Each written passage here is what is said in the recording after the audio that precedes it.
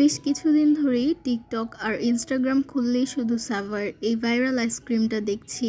Almost সবার try করা হয়ে গিয়েছে, নাও ইটস মাই টার্ন। আইসক্রিমটা যখন আমরা বাসায় এনেছি, এটার ভেতরটা কেমন সেটা দেখার জন্য আমরা সবাই অনেক বেশি এক্সাইটেড হয়ে গিয়েছিলাম। ফাইনালি আমরা আইসক্রিম কেকটাকে আনবক্সিং করে ফেললাম। এখন হচ্ছে টেস্ট করে দেখার পালা যে এটার টেস্টটা আসলে কেমন। আইসক্রিম কেকটার অল ওভার লুক অনেক বেশি সুন্দর ছিল। আসলে অনেক দিন ধরেই সবার মুখে মুখে শুনে এসেছি যে এই কেকটা নাকি অনেক বেশি মজা খেতে, তাই ভাবলাম এবার আমরাও ট্রাই করে ফেলি। এই আইসক্রিম কেকটার হচ্ছে 3টা লেয়ার ছিল। ফার্স্টে একটা কেকের লেয়ার ছিল, এরপর আইসক্রিম, এরপর লাস্টে আবার আরেকটা কেকের লেয়ার ছিল। অনেক সময় দেখা যায় আমরা কোনো একটা কিছু কিনলে সেটার প্যাকেটে যেভাবে ছবি দেওয়া থাকে আমরা কিন্তু হাতে তেমনটা পাই না, কিন্তু এটার প্যাকেটে যেরকম ছবি দেওয়া ছিল এটাও দেখতে ঠিক তেমনই হয়েছে। আর এটার টেস্ট অনেক বেশি মজা ছিল।